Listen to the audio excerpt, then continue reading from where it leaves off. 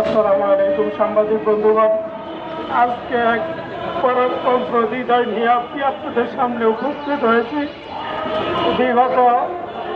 বিগত সরকারের আমলে আমি আমার এক ব্যবসায়ী ভাই থেকে 3,14,000 টাকা আমার ব্যবসায়ী টাকা তার থেকে আমি উঠাইতে না পারার কারণে আমি বিগত আমলীগের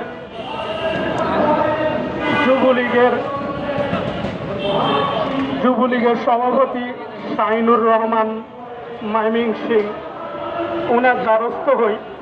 ওনার দ্বারস্থ হওয়ার পরে উনি আমার পাওনাদারের সাথে আমাকে বসিয়ে একটা সালিসি বৈঠক করে।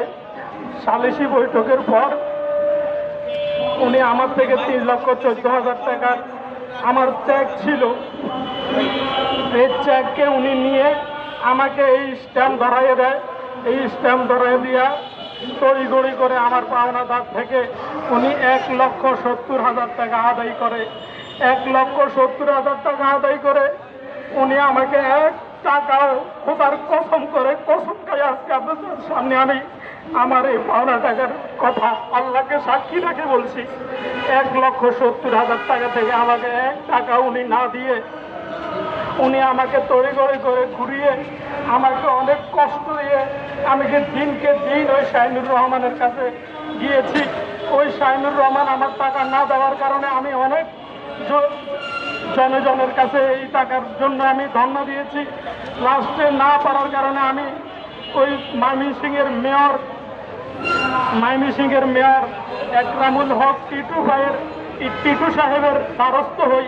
ওই একরামুল হক টিটু সাহেব আমাকে এরকম দিব, ওনাদের সাথে কথা বলছি এভাবে ঘুরিয়ে উনিও আমাকে অনেক দিন যাবৎ এই টাকা নিয়ে সমাধান করে দিবে বলে ঘুরাইছে। এরপরে আমি করোনাকালীন সময়েও উনার বাসার সামনে গিয়ে অবস্থান করেছি। 2-3 দিন যাবৎ আমি উনার বাসার সামনের মসজিদে কাটিয়েছি।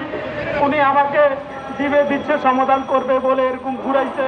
আর উনি একজন মেয়র মানুষ, আমি সবসময় উনাকে যাইয়া পাইতাম না। 2 দিন 3 দিন করে এরকমভাবে আমি ময়মনসিং পড়ে থাকতাম। এই ময়মনসিং যাইয়া আইসা অনেক কষ্ট করছি, আমার টাকা আমি ওনার থেকে উদ্ধার করতে পারিনি। কিন্তু উনি একজন মেয়র মহোদয়, উনি ইচ্ছা করলে যদি এই শাহিনুর রহমানকে ধমক দিয়ে বলতো, ওই শাহিনুর রহমান আমার টাকাগুলো দিয়ে দিত। কিন্তু ওই শাহিনুর রহমানকে উনি বলে নেই। আজকে ওই শাহিনুর রহমান না বলার কারণে আমিও উনাকে এরকমভাবে অভিযুক্ত হিসেবে দাখিল করেছি। কেননা উনি একজন মেয়র হিসেবে উনি যদি উনার এই শাহিনুর রহমান উনার কর্মী, ওই কর্মীকে যদি ধমক দিয়ে বলতো সে আমার টাকাগুলো আমাকে দিয়ে দিত। আমি এরকম পর্যন্ত বলছি যে 1,70,000 টাকা আপনারা আমার উদ্ধার করছেন, 1,70,000 টাকা থেকে আমাকে অন্তত 1 লক্ষ টাকা দেন, আর 70,000 টাকা আপনারা খেন। আপনারা সেটা না করে আমার পুরো টাকা মেরে দিয়েছেন।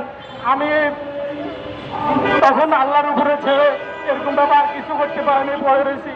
এখন আমি একরামুল হক টিটু সাহেবের কাছে এরকমভাবে আমাদের মদিনা গ্রুপের ডিজিএম সাইদ সাহেবকে দিয়েও আমি এরকমভাবে উনাকে এই একরামুল হক টিটু সাহেবের কাছে ফোন দেওয়াইছি। উনার ফোনকেও গুরুত্ব দেয়নি, না দিয়ে উনি আমাকে এরকমভাবে ঘুরাইছে। এখন আমার ওয়াইফ অসুস্থ, মেডিকেল ভর্তি, মৃত্যু সজ্জায়। শরীরের অবস্থা আপনারা দেখেন। আমার স্ত্রীর জল ভিক্ষা চাইতেছি আমি দুনিয়ার সকল মানুষের কাছে। উনারা অবশ্যই দেশে থাকুক বিদেশে থাকুক, আমার এই নিউজ যদি উনাদের চোখে পড়ে, আমার এখানে 11 লক্ষ টাকা আছে।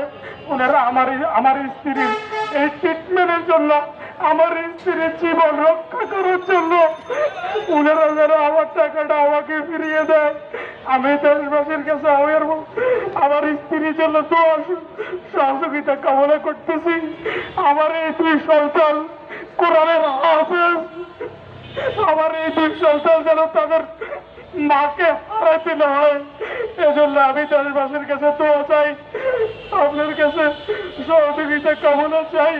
আর আপনারা এই সাংবাদিক বন্ধুরা আমার এই নিউজটাকে যেন এত বেশি পরিমাণে প্রচার করবেন, যেন আমি তাদের কাছে তারা যেন আমার নিউজটা দেখে আমার টাকাটা ফিরিয়ে দেয়, আমাকে এরকম সহযোগিতা করে। এই কথাটাই করে পরে আমি আমার বক্তব্য শেষ করছি। আসসালামু আলাইকুম।